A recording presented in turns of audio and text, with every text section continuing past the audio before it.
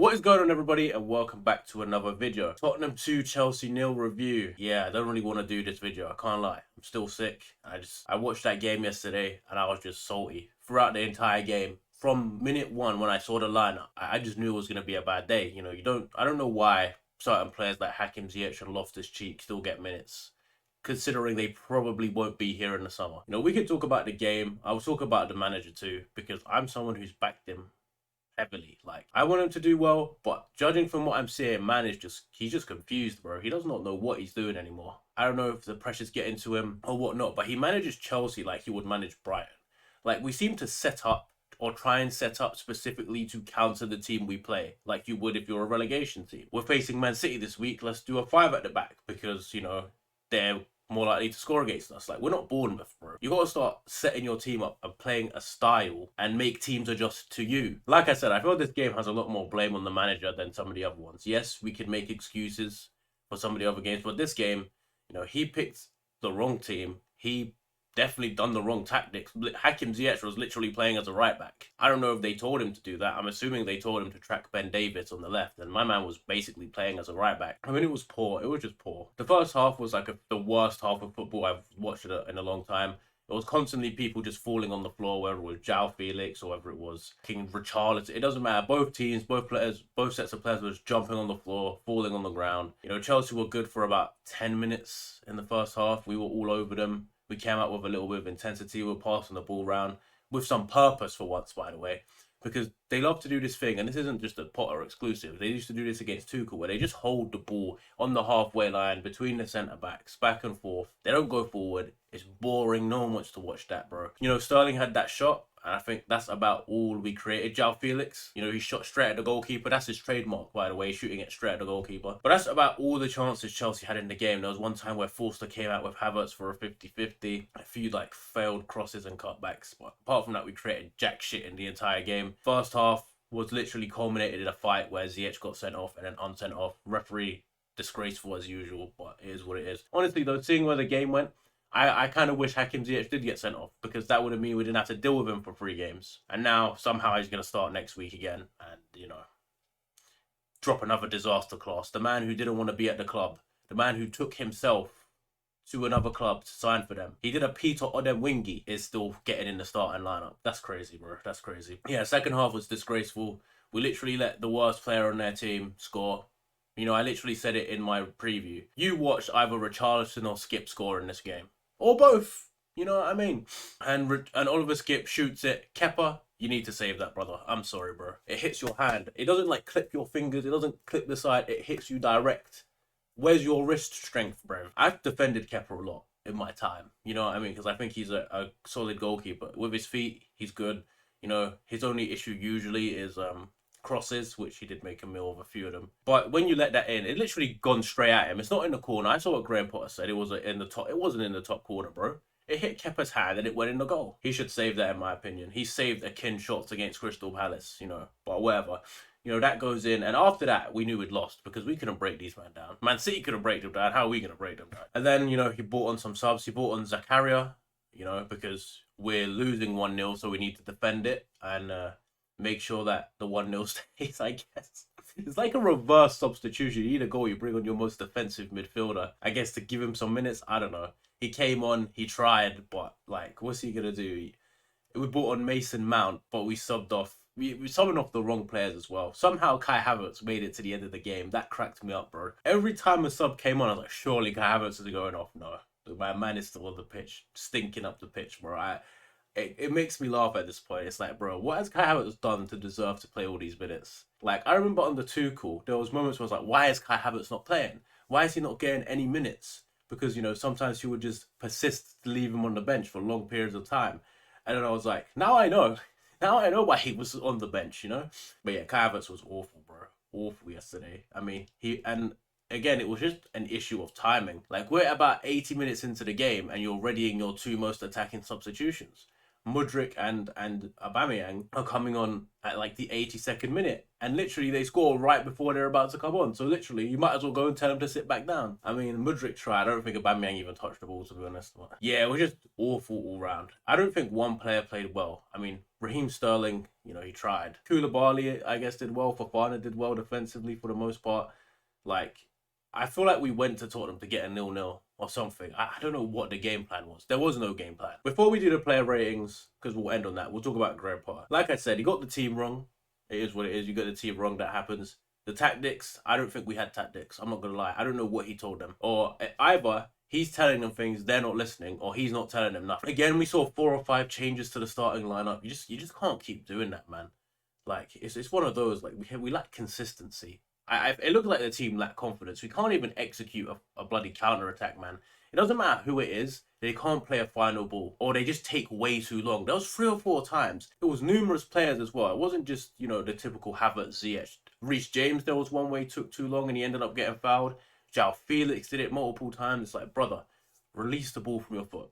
Loftus-Cheek is the biggest example of this. Man will just dribble the ball as long as he can until he loses it. Like it's FIFA, bro. He'll just keep running in a straight line and hope he don't lose the ball. And if he doesn't get given a foul, it's a counter-attack. It's like, I think the board has to be blamed here a little bit as well. Like, I'm not just going to harp on at Graham Potter and the players, because the board, brother, a lot of Chelsea fans have defended them. And I said in my Graham Potter out video, bro, you got to give equal blame each way. These men went inside £300 million of player, and it looks like none of that was what the manager wanted, bruv. So, like, what's going on here? But we saw that Thomas Tuchel was very vocal about, I've got the same squad. Like, when we lost 4-0 to Arsenal in pre-season, he said, look, I got the same players. What do you expect? We're going to have the same problems. Which starting to make me think, bruh, are these men actually buying players that the manager wants? Or do they have a manager there who just accepts that they're going to buy in players, they're going to spend a lot of money, and he's going to work with some top talent? Because, look, the only signing who hasn't been dropped since coming in is Enzo Fernandez. João Felix dropped himself by getting sent off, yes, but somehow Badiashile, he didn't come in and start straight away, even though we were struggling. He done well, and now he's suddenly out the team. Mudryk, up to 100 million euros this guy's going to cost. And man can't get on the pitch anymore. Man's coming on with 8 minutes left. Like, you're telling me that Graham Potter wanted this guy when he can't even get in the team? No way, bro. I think Madueke was more of a Chukwuemeka-esque signing. By the way, where is Chukwuemeka? He hasn't played for forever, and he was really good when he did. But were these signings for Graham Potter? Because why is my man still using Hakim Ziyech, bro? Where is the long-term mindset project? Like, you guys are telling me long-term project, but people like Loftus-Cheek and Ziyech are still playing every week. Bruh, these guys aren't going to be here next season, man. If Ziyech definitely ain't going to be here unless you guys somehow try and force him to stay again and refuse to get rid of him. So, like, I get it. Aubameyang got kicked out of the squad. Suddenly he's back in contention for the squad. Like, bro, I just don't get it. Like, there's something going on here that's not right from all parties. The players aren't playing to their standard. We have world-class players who have won trophies at different levels, international level, continental level, whatever. We have World Cup winners, Champions League winners, Premier League winners in this team. And they're playing like fucking Preston North End, or like they're playing like they should be in the Championship. But yeah, as I said, all 3 parties deserve blame. The players aren't playing to their standard. Even Enzo Fernandez did not play well yesterday. Reece James has been poor. Chilwell is getting exposed. I mean, it's like players we were banking on coming back and making us a good team haven't performed. And of course, there'll be a little less criticism towards them. And now Thiago Silva, by the way, is also injured. Forgot to say that. So our best player of the season. Who knows how long he's going to be out for. But anyway, let's do the player ratings for this game so we can all move on with our week. And then next week we can do all over again when we lose to Leeds. Yeah, Kepa in goal. Should have saved it. He should have saved it.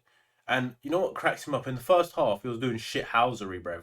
Like, he had the ball on a free kick and he was just standing there with the ball. They could have closed him down. He's just standing there taking a piss. It's like, bruh, you've lost however many games in a row and you have the gall to be messing around like that. Nah.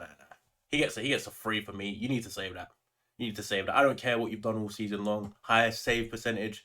This is the 3rd game where you've cost us a goal. That's 3 games. That's 3 strikes, bro. I've defended him. I think maybe we do need a goalkeeper. Anyway, Reece James today. Man was playing as a makeshift right centre-back. There were times where he was moving into the centre-mid position to get on the ball.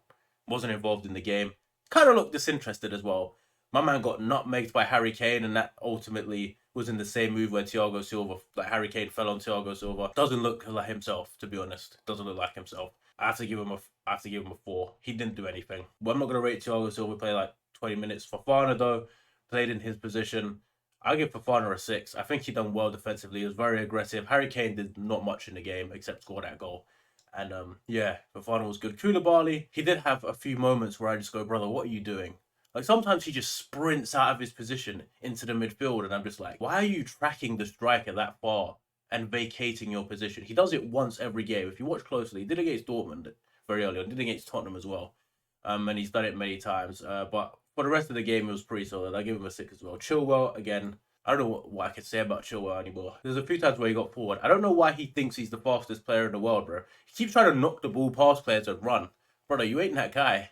Like, stop doing that. Like, you lost in a race twice yesterday. I mean, and maybe it's because he's not fully fit. I don't know, but defensively, again, he was getting 1v1s. He was losing them all. I think Ben Chilwell, if Cucurella was in the right mindset, Ben Chilwell wouldn't be touching the pitch. I give him a 4 as well. Loftus-Cheek, it was really weird how our midfield was disjointed as fuck. Like, Loftus-Cheek was pressing with the front four and Enzo was just sitting back, and like there was a massive gap. They were never near enough to each other to pass the ball. Loftus-Cheek didn't do anything terrible. I gave him like a 5. I guess he was there on the pitch, but I don't know what he provides you, to be honest. Enzo, this was by far the worst performance I've seen from him. He looked off. Like he even his touch and his passes were off. There was a few times where he played some balls straight off the pitch. It was poor from him. I have to give him a 4. Ziyech gets a 2. I mean, I don't know what the fuck he did. What was he on the pitch for yesterday? He just ran backwards. Then he went and well, he didn't slap him. I know he pushed him, but it would have been a blessing in disguise for him to get sent off, because then all the blame would be on him. But I don't know why this guy's still in the team. I don't know why he still plays, bro. Graham Potter, get rid of him. Just send him to the reserves, bro. At this point, send him and anyone else you don't want to go train with the under 23s so you can have your squad, bro. But whatever. But João Felix today, awful as well. Like, yeah, he ran the play a little bit for like 10 minutes and then he didn't touch the ball. Again, the man can only shoot directly at goalkeepers. I'm convinced he can only shoot at goalkeepers. He gets a 3. Didn't do anything. Should have come off the pitch. Raheem Sterling was probably our best player in terms of going forward. A few times he beat some players, sometimes 1v3. 1v1, 1v2, 1v11. He tried. He had our best shot of the game. He probably had our best shot of the game because the goalkeeper actually had to save it. And if anyone was actually gambling, they would have had a tap in, but they didn't. So Raheem, I think he did well. I give him a 6. For the most part, he tried to get himself involved. He ran around. He was active. Kai Havertz gets a 2 as well, brother. I don't know what you do. I'm sorry. I don't know what you do anymore. Like, you scored a Champions League final goal. What else have you done? Scored a nice goal against Newcastle, I guess, last year. Scored a few tap-ins and a few headers. But what do you bring to the table? And I don't want to hear this nonsense of he's not a striker. Because I remember he did an interview like a month ago after the game saying, oh, I don't play striker. I only play because I have to. I want to play number 10. Yesterday, you did go back there, and all you did was slow down the attack. That's all you take a poor touch. You can't pass the ball where it needs to go. I'm sick and tired of counterattacks breaking down because this man can't control a ball, bro. Shocking. And then when he does get a chance, which he hasn't for a while because he doesn't give a fuck, he don't try, he misses it anyway. So yeah, Kai Havertz. I want to see Kai Havertz near the team, honestly. And I really like Kai Havertz, but it's time for you, bro, to move on. I was saying the rest of the season is for us to judge some of these players who've been here for a while. They have a last chance to stake their claim at the club.